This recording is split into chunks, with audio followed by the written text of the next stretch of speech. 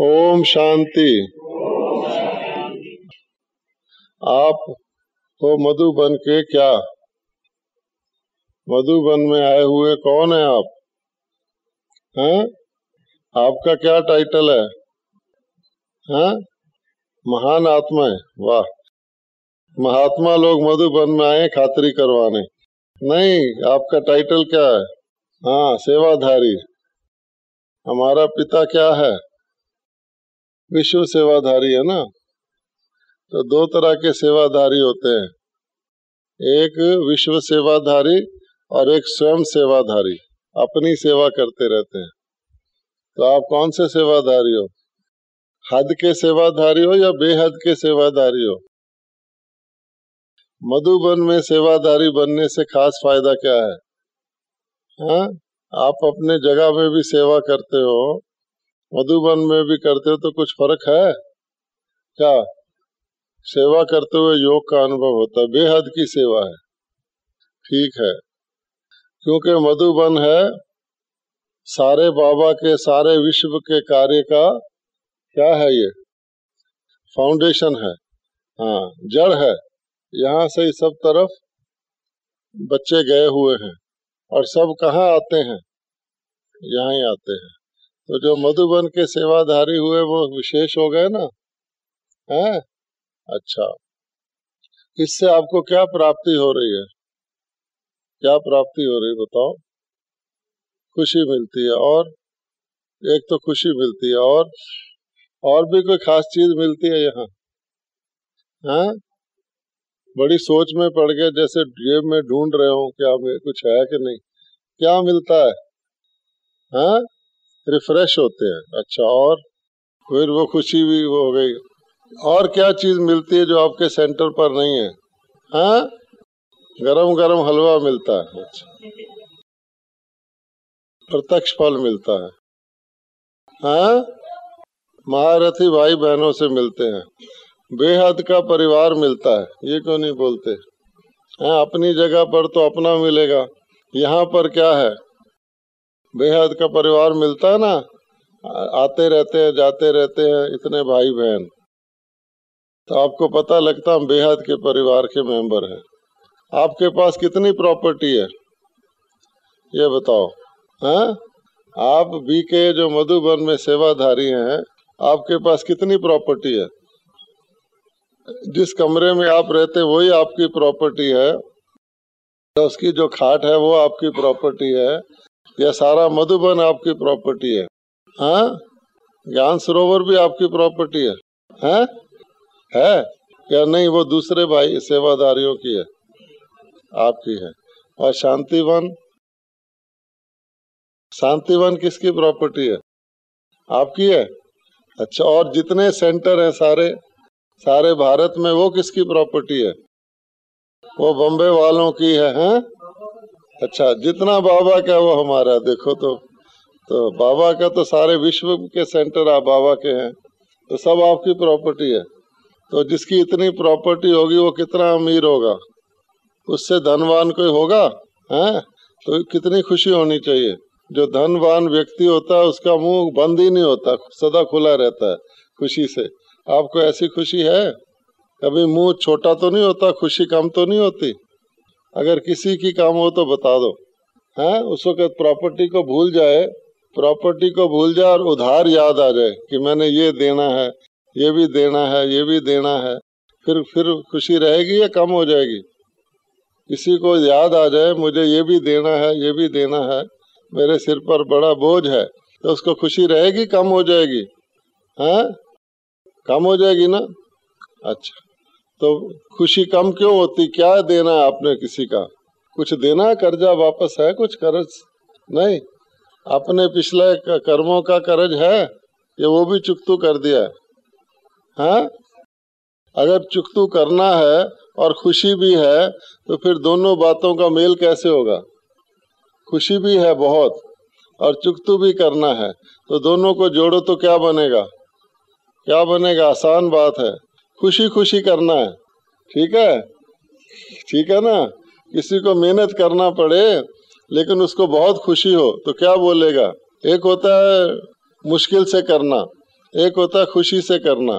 तो जिसको पता हो मेरी इतनी प्रॉपर्टी तो अभी है, आगे भी 21 जन्म के लिए मेरी बहुत प्रॉपर्टी होने वाली है, फिर मेरा मंदिर में मूर्ति बनेगी, लोग आके भोग लगाएंगे, ये तो अभी का हलवा सोच रहा है गरम गरम, यहाँ तो सारे कल्प में ही खाना है आपको, है? इस वास्ते कितनी खुशी हो गई। तो खुशी खुशी को चुकतू करना पड़े तो क्या प्रॉब्लम है? कोई कहे अच्छा वहां जाके हाथ लगा के आओ, पेड़ को हाथ लगा के आओगे तो एक ट्रक आम का मिलेगा, तो भागेगा, उसको थकावट होगी? क्या याद आएगा, भागना या आम का ट्रक?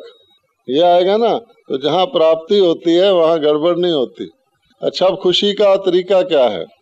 एक शब्द सुनाओ जिससे सदा खुशी रहे, एक शब्द सिर्फ।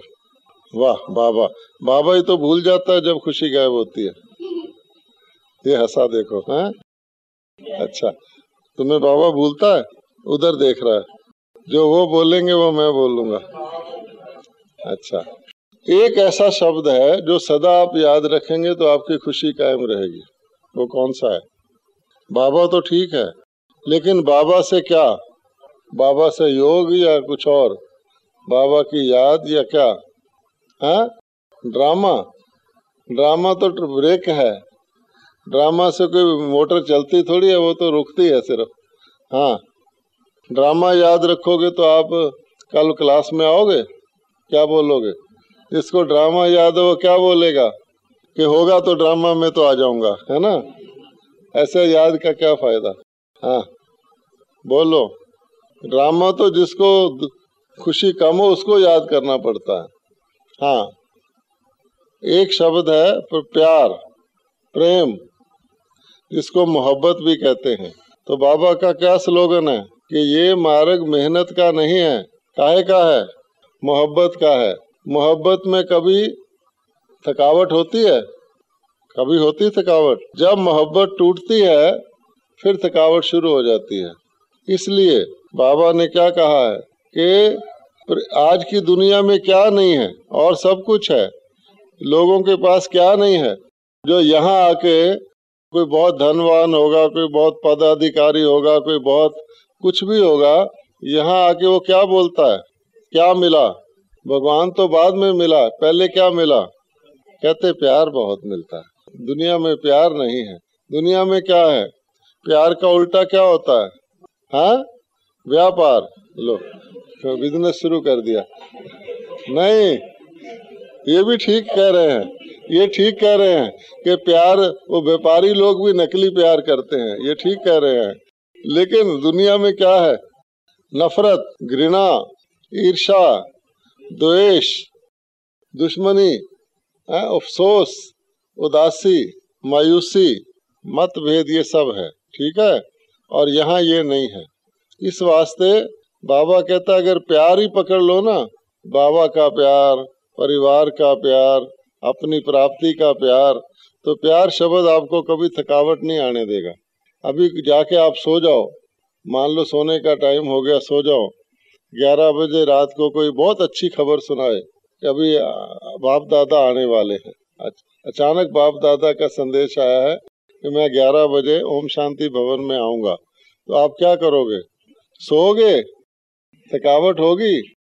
वैसे कहो योग लगाओ सारी रात, तो 11 बजे से पहले ही थकना शुरू हो जाएंगे कि भाई अब कैसे जो सोएंगे। लेकिन कोई कहे बाप दादा आने वाले और सिर्फ आप लोगों के लिए ही सबसे मिलेंगे, तो क्या होगा? तो प्यार है ना। इसी प्रकार से अगर हर वक्त ये प्यार रखो, ये बाप दादा शरीर में तो कभी कभी आते हैं, लेकिन मेरे पास तो हर वक्त आ सकते हैं ना, या मैं तो उनके पास हर वक्त जा सकता हूँ या नहीं? जा सकते हैं या नहीं?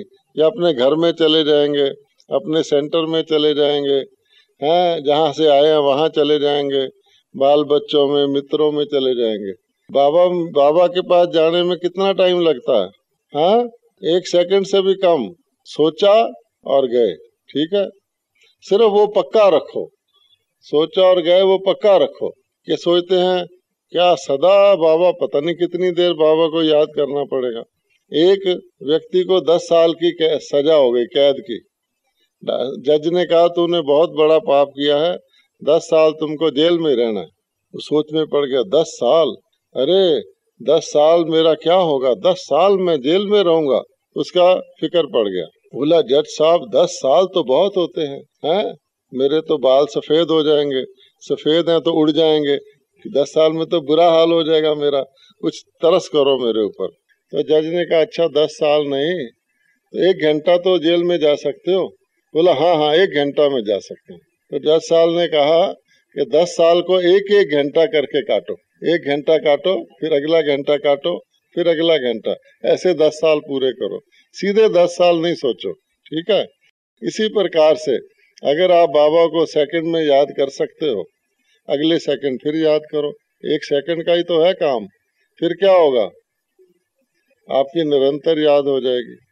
अभी बाबा क्या कह रहा है, प्रेम से 2 बरस 2 मास 2 हफ्ते या कितने, 2 घड़ी, ठीक है। तो इसीलिए 2 घड़ी करके हमको अपनी घड़ियां बितानी है।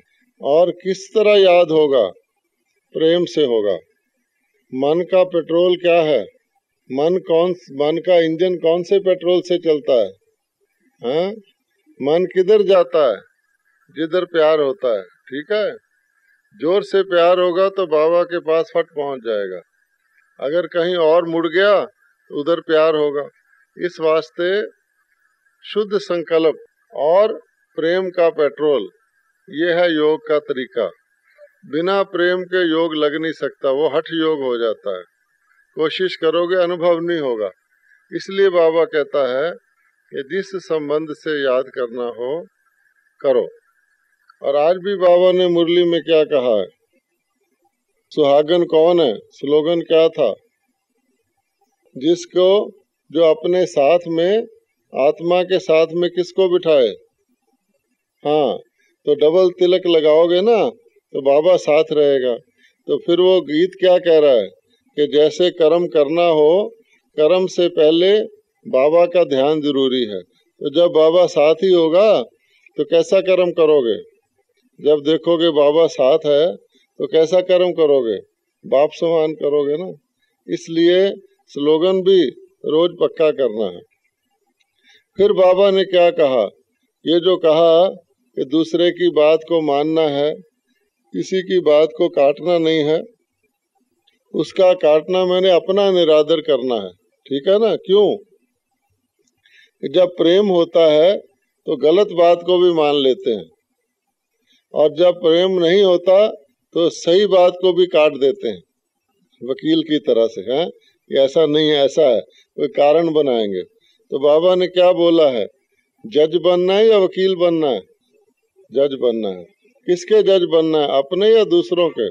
आजकल संस्कार परिवर्तन का चल रहा है ना, तो सब ये पूछ रहे हैं संस्कार परिवर्तन का क्या अर्थ होता है, संस्कार परिवर्तन कैसे करें। तो संस्कार परिवर्तन क्या है कि जो हम दूसरों के लिए सोचते हैं ना, इसमें ये चेंज आ जाए, इसमें ये परिवर्तन आ जाए, ये जरा देर तक सोए रहते हैं वक़्त पर उठ जाएं, ये योग में झुटका खाते हैं, ये ठीक तरह बैठें, ये ऐसे करें, ये वैसे करें, ड्यूटी पर टाइम पर आ जाएं। जो हम दूसरों के लिए लिस्ट बनाते हैं वो क्या है, किसके जज हैं हम, उसके बन रहे हैं ना।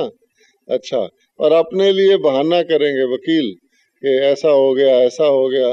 बाबा ने कहा है ब्राह्मणों को बहानेबाजी बहुत आती है, इसलिए या तो दूसरों से एक कागज दे दो कल, जो आपके साथ काम करते हैं, भाई बताओ मेरे में आप क्या परिवर्तन चाहते हो, वो आपको लिस्ट लिख के दे देंगे। बोलो अपना नाम नहीं लिखो, मेरे सिरहाने के नीचे लिख के दे जाओ आप मेरे में क्या परिवर्तन चाहते हो, तो उनको जो जो आपसे परेशानी होगी वो लिख देंगे, हैं तो आपको लिस्ट मिल जाएगी।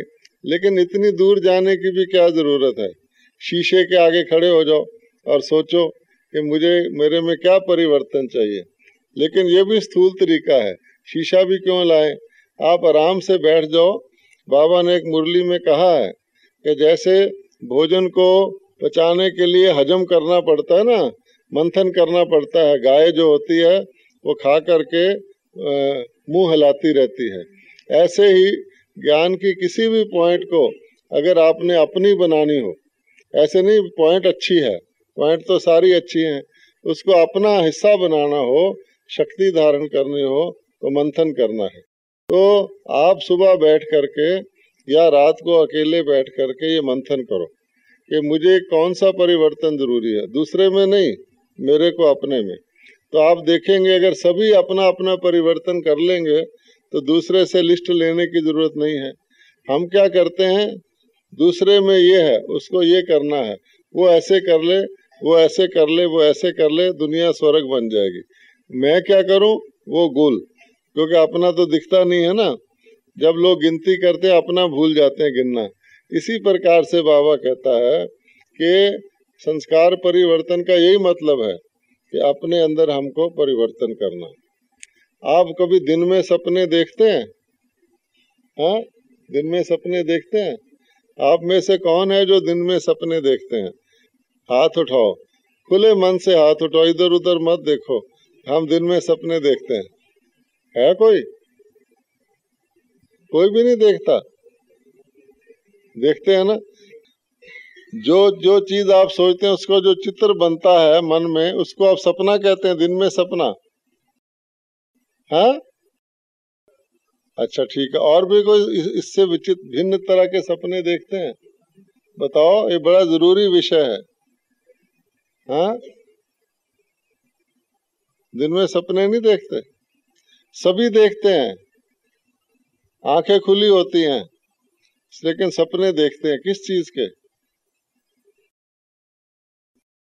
हाँ हाँ हाँ, ये देखो, ये भाई ठीक बता रहा है।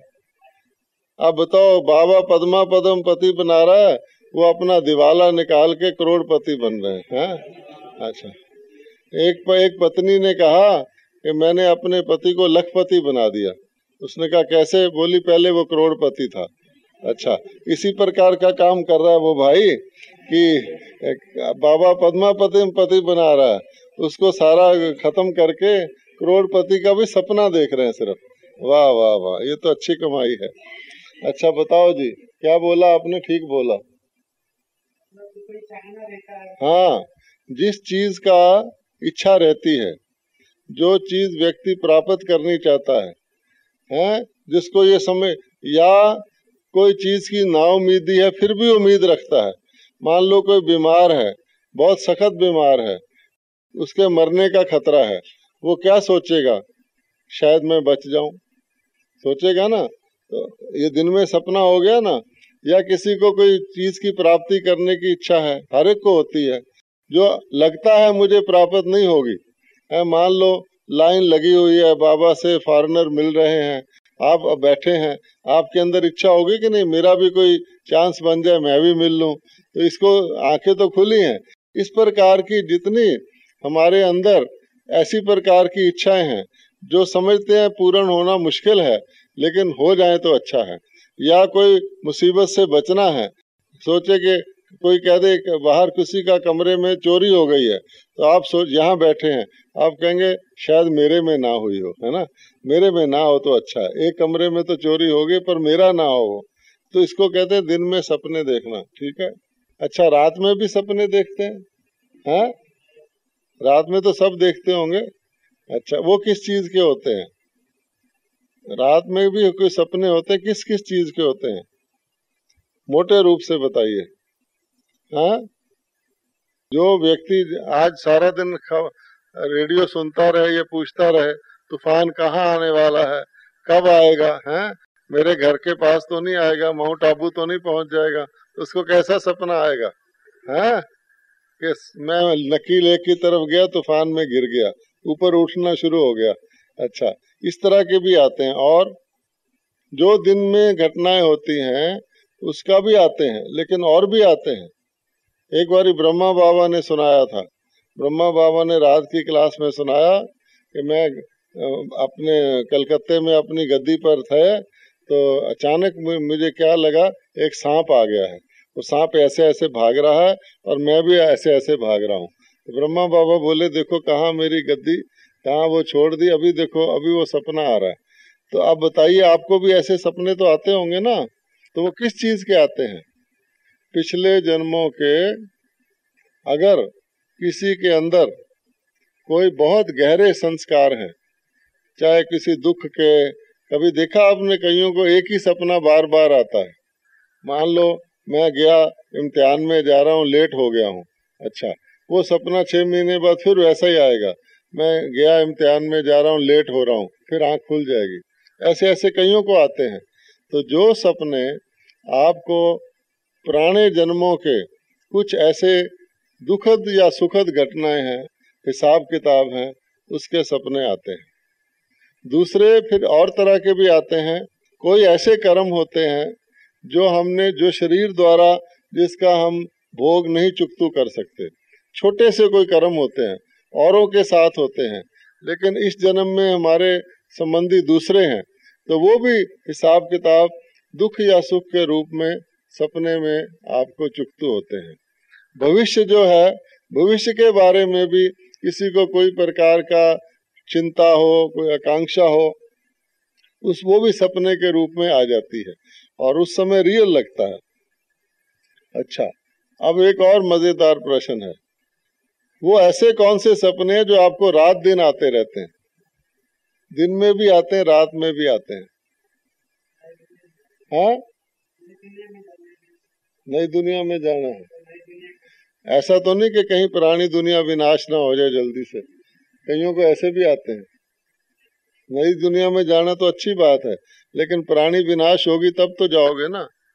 ये भी तैयारी है ना कि नई दुनिया में जाना, तो ये शरीर भी नहीं रहेगा, ये घड़ी भी नहीं रहेगी, कुछ भी नहीं रहेगा। हाँ, अच्छा, वो कौन से सपने हैं जो रात दिन आते हैं, उसका आधार क्या है? हाँ, रात में आपस में अकेले ही? आपने कभी जाग कर देखा आप बात कर रहे थे रात को? हाँ, अपने आप को, दूसरे को देखा है? हाँ, यही तो बाबा कहते दूसरे को मत देखो। अच्छा अच्छा अच्छा अच्छा, वो अगर कोई, ये तो सुनने की चीज है बात, उसकी रिकॉर्ड करना, क्या बोला फिर मेरे को बताना। हाँ,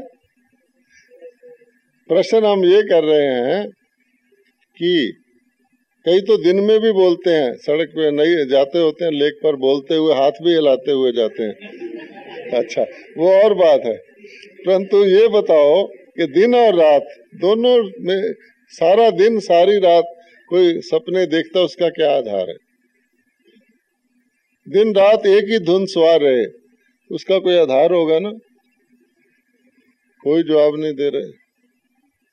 जो बात और सब बातों से ज्यादा आपको महत्वपूर्ण लगती है, जान से भी ज्यादा प्यारी लगती है, जिसके लिए आप और सब बातों को छोड़ सकते हैं, जिसके लिए आप सब बातें आपको इतनी साधारण लगती हैं, उस बात को कहते हैं रात और दिन सपने आना। जैसे किसी व्यक्ति को, मान लो कोई देशभक्त है, भगत सिंह है, उसको यह है कि मुझे ये जाके अंग्रेजों के उसमें जाके ये बम मारना है, ठीक है, तो उसका सारा ध्यान किस वक्त किस में होगा? चाहे वो रात को है, दिन को है, खा रहा है, सो रहा है, उसका ये ध्यान होगा मैंने ये काम कैसे करना है, ठीक है। बाकी वो और काम करेगा, स्नान करेगा, बैठेगा, उठेगा, स्कीम बनाएगा, लेकिन उसका लक्ष्य यही होगा। तो जिस व्यक्ति का सबसे ज्यादा महत्वपूर्ण कोई लक्ष्य होता है, कोई भगत है, वो कहता है मुझे देवता का दर्शन होना चाहिए, तो वो क्या करेगा? सारा दिन रात उसको यही धुन सवार रहेगी, कहेगा चाहे मैं पानी में डूब जाऊं, चाहे मैं भूखा रह लूं।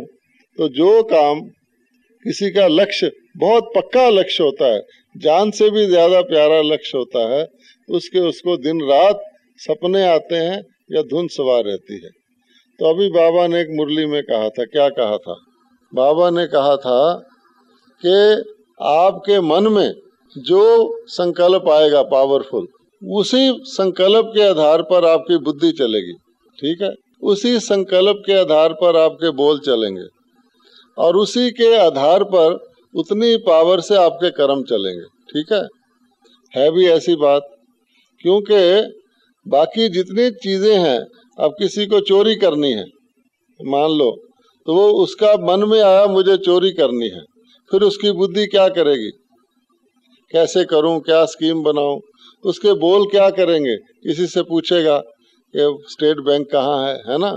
अच्छा, इसके बाद हाथ पैर भी चलेंगे तो सारा काम उसका उस संकल्प के आधार पे चलेगा। इसलिए यदि हमने अपना बहुत पावरफुल, जिसको बाबा कहता है दृढ़ संकल्प, पक्का वो बनाया, तो फिर हमारे बुद्धि, हमारे बोल, हमारे कर्म, हमारा सारा जीवन उस तरफ चलेगा। तो सबसे पक्का संकल्प क्या करना है, जो आजकल चल रहा है आपका संस्कार परिवर्तन, है ना। तो अगर संस्कार परिवर्तन करेंगे तब बाबा कहता है मैं आपकी कुर्बानी भी स्वीकार करूंगा, है ना। मुरली में क्या हेडिंग था, आपने तो कुर्बानी दे दी, अपनी गर्दन काट के प्लेट पे रख दी, लो स्वीकार करो, हैं। लेकिन आपको पता है कि जो जानवर की भी कुर्बानी देते हैं तो पहले उसको पानी का छिट्टा लगाते हैं, बकरे को या जिसको भी। अगर वो ऐसे ऐसे कर दे तो कहेगा मैं कुर्बानी के लिए तैयार नहीं हूँ। ऐसे ढंग से छिट्टा लगाते हैं पानी का, जो वो ऐसे ऐसे करे, तो फिर वो कहते हैं इसने स्वीकार कर लिया, मेरी बलि दे दो। वो तो यादगार है, लेकिन वास्तव में बाबा कहता आप कुर्बान होने को तो तैयार हो, लेकिन आपकी कुर्बानी स्वीकार करने वाला भी बड़ा होशियार है। वो देखता है पूरे प्यार से करी या जबरदस्ती करी, ऐसे ही छिट्टा लगाने से सिर हिला दिया थोड़े टाइम के लिए, कौन से परवाने हैं। इस वास्ते बाबा ने कहा है कि मैं उसकी कुर्बानी स्वीकार करूंगा जो पूरा पावन पात्र होगा और खुशी से अपनी कुर्बानी देगा, है ना। एक होती है जान देने की कुर्बानी, एक होता है कुर्बान जाना, अर्थात जान को निछावर करना। उसके लिए फिर संस्कार तो बढ़िया चाहिए ना। बाबा ने क्या कहा, मेरे साथ कौन जाएगा, जो आत्माएं फुल पावन होंगी वो मेरे साथ जाएंगी, बाकी थोड़ा रास्ते में रुक जाएंगी सफाई करवाने के लिए, ठीक है ना। वो फिर नंबरवार लोगों की स्वीकार होंगी, कोई राम जी को स्वीकार होगी, कोई सीता जी को स्वीकार होगी, ऐसे ऐसे होगी। इस वास्ते हमें संस्कार है। जैसे भोग लगाते हैं, किसका भोग स्वीकार करता है बाबा, भोग तो सब लगाते हैं, किसका सच्चा स्वीकार करता है ना। बहुत प्यार से बाबा के निमित्त बैठकर धैर्य भाव से बाबा की याद में बनाया हुआ भोजन वो लगाए तो स्वीकार करता है। अगर सिर्फ जाके यही सोचता है चलो भाई भोग लगाना है, जल्दी से थाली रखो, 2 मिनट हो गया, अभी चलो हो गया पूरा, जाओ खाने वाले इंतजार कर रहे हैं, तो भोग बाबा को थोड़ी लगा, वो तो जिधर संकल्प गया उधर लगा। इसी प्रकार से हमारी कुर्बानी है। तो संस्कार परिवर्तन मैंने क्या, जो आप खुद ही समझते हो, हर एक को पता होता है कि मुझे किस किस बात में मेरे में अभी जरूरत है। अगर किसी को कोई अच्छे गेस्ट को, किसी रॉयल गेस्ट को अगर आप कोई चीज पेश करते हैं और वो आधी पकी हुई हो या ज्यादा पकी हुई हो या उसमें नमक ज्यादा हो या नमक कम हो, वो आप पेश करते हैं, क्या करते हैं, बहुत अच्छे गेस्ट को पेश करने से पहले उसको टेस्ट करते हैं या किसी से करवाते हैं, देखो भाई ये वहां जा रहा है, आप देखो ये ठीक है, सब प्रकार से ठीक है, तो यहाँ किसको टेस्ट करवाना है, खुद ही टेस्ट करना है कि जो कुर्बानी हम देने जा रहे हैं, जो देनी चाहते हैं, ये हमें ठीक लगती है या हमें ही लगता है कि इसमें अभी कुछ कच्चा पक्का है, इसमें थोड़ा परिवर्तन करने की जरूरत है। इस वास्ते बाबा ने कहा हुआ स्वयं से संतुष्ट का सर्टिफिकेट बड़ा जरूरी है। स्वयं से संतुष्ट अगर हम नहीं हैं तो फिर दूसरे भी हमसे क्या संतुष्ट होंगे और परमात्मा भी हमसे क्या संतुष्ट होंगे। इसीलिए कहा जाता है सबसे बड़ा गुण क्या है, संतुष्टता। अब संतुष्टता कैसे आएगी, श्रीमत के ऊपर अगर हम चलेंगे तो संतुष्टता आएगी और बढ़ेगी। अगर उसमें कुछ मिक्स कर देंगे तो क्या होगा, आप संतुष्ट हो नहीं सकते, अपने अंदर संतुष्ट नहीं हो सकते, क्योंकि कुछ उसमें मिक्स कर दिया। बाबा ने कुछ नियम बनाए हुए हैं, बच्चे किस अवस्था में उठना है बनाए हुए हैं, किस अवस्था में अमृत वेले में बैठना है, किस अवस्था में भोजन करना है, किस अवस्था में बातचीत करनी है, मुरली किस अवस्था में सुननी है, उसका ध्यान रखना है, सेवा किस भाव से करनी है, काम उतारू सेवा करनी है, भाग भाग के ऐसी सेवा करनी जो थक जाएं, या बड़े योग युक्त प्रेम से किसके लिए सेवा कर रहे हैं, किसने सेवा दी है, उसका शुक्रिया करते हुए सेवा करनी है। आपको कोई कहे अच्छा अपने साथी की भी सेवा आज करो, तुम्हारा साथी जा रहा है, तो उसमें बोझ समझना है या खुशी समझना है? क्या फील होता है कि मुझे सेवा का डबल चांस मिल गया, या ये होता है कि लो डबल ड्यूटी आ गई, क्या होगा, है ना? इस प्रकार से जो भावना रखेंगे उसको संतुष्टता रहेगी। डबल ड्यूटी करने के बाद भी वो हल्के रहेंगे। और अगर ये होगा कि भारी हो गए तो संकल्प ही भारी कर देगा, उतनी देर संकल्प चलता रहेगा, अरे भाई ये ना जाए तो अच्छा है, नहीं तो मेरे ऊपर डबल काम आ जाएगा, तो बोझ मन के ऊपर बोझ आता है। इसलिए संकल्प की संतुष्टता ही संतुष्टता है। और संतुष्टता बिगड़ती कैसे है? सिंपल बात है, दूसरों को देखने से। जब आपने सोचा ये काम बड़े बड़े भी करते हैं, गलती देखी ना, बस आप समझो कि आपकी संतुष्टता गई, अलबेले हो गए। बाबा हमेशा कहता है किसी की ओर मत देखो। हमारा स्लोगन क्या है? परचिंतन क्या है ना स्लोगन? परचिंतन क्या है? लिफ्ट है, लिफ्ट क्या है? नीचे जाने की है। अच्छा, क्यों? परचिंतन में दो तरह का चिंतन होगा, या तो आप अपने से ऊपर वाले को देखोगे या अपने से नीचे वाले को देखोगे, ठीक है? अगर नीचे वाले का परचिंतन किया तो क्या होगा? नहीं, मन में क्या आएगा? मान लो कोई क्लास में आपसे भी देर से जाता है, आप तो जाते ही हैं देर से, वो आपसे भी देर से जाता है। अच्छा, तो क्या होगा? उसको देखकर आप क्या होगा? वाह, इससे तो मैं पहले आता हूँ ना, है ना? अच्छा, तो अलबेलापन आया। अपने से नीचे वाले को देखोगे तो अलबेलापन आएगा, इससे तो मैं अच्छा हूँ। ये नहीं सोचेंगे कि सारे वर्ल्ड में सारे ब्राह्मणों के बीच में मेरी रेस हो रही है, ऐसे भी ब्राह्मण है, मैं तो अभी आया हूँ, मेरे से पहले पता नहीं कब से आए हुए हैं, तो वो अलबेलापन आएगा। तो भी गिरे, नीचे वाले को देखा, मस्त हो गए। जैसे वो खरगोश और कछुआ की कहानी सुनाते हैं ना, तो खरगोश ने देखा अरे कछुआ बहुत पीछे, थोड़ा सो जाओ, ऐसा होगा। अच्छा, या अपने से ऊपर वाले को देखेंगे तो क्या होगा? क्या होगा? वो तो अच्छी बात है ना, ऊपर वाले का परचिंतन करना। क्या होगा? आगे बढ़ेंगे। अगर आगे बढ़ेंगे तो परचिंतन पतन की जड़ कैसे हुई? अपने से ऊपर वाले का परचिंतन करेंगे, अगर उसके पुरुषार्थ का परचिंतन करेंगे तो दिल शिकस्त हो जाएंगे। अरे ये तो इतने साल की तपस्या की हुई है, 30 साल से योग लगा रहे हैं, 40 साल से योग लगा रहे हैं, वहाँ भाषण करने जा रहे हैं, इनको इतनी सेवा का चांस है, इतने साधन है, तो दिल शिकस्त हो जाएंगे। मैं कहाँ, नंबर गिनना शुरू कर देंगे, ये मेरा नंबर है ही नहीं। और अगर उसकी कोई गलती देखी है तो भी गए, क्योंकि कहेंगे इसमें भी गलती है, मेरे को क्या हुआ, तो भी अलबेले हो गए। इस वास्ते पर चिंतन टोटली पतन की जड़ है। कहानियों में सुनाते हैं कि जब कोई स्वर्ग में जाता है उसको पीछे से बहुत आवाजें आती हैं, इधर देखो, पीछे घूमो, तो कभी पीछे नहीं देखना है, अगर पीछे देखोगे तो भूत खा जाएगा। ऐसी कहानियां सुनाते हैं। तो वास्तव में यही है कि पीछे मुड़कर देखना नहीं। अब आप विज्ञान के रास्ते में आ गए तो आ गए, अविनाशी ज्ञान का विनाश तो है नहीं। इसीलिए कहते हैं कि जो माया के मुरीद हैं वो माया मिली है, जो भगवान के मुरीद हैं उसको भगवान मिला है। जो बीच में लटके हुए हैं उसको क्या होगा?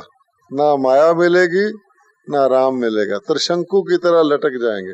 3 तरह की शंकाएं उसको हो जाएंगी, ठीक है ना? इस वास्ते वो बहुत खतरनाक स्टेज है, और वो आती है परचिंतन से। बाबा कहता है संशय आत्मक बुद्धि विनशंति। भगवान में संशय नहीं आता, ज्ञान में संशय नहीं आता। संशय किस में आता है? पर चिंतन करके अपने मन में संशय आता है। ऐसा कैसा? कोई दिखता ही नहीं जो सतयुग में जाने लायक हो, बस। तो भगवान जो सतयुग स्थापन कर रहा है वो भी गया, जो सारा गया तो संशय पैदा कर लिया। इस वास्ते संशय को खत्म करने के लिए, निश्चय को कायम रखने के लिए सो चिंतन करना है, पर चिंतन नहीं करना।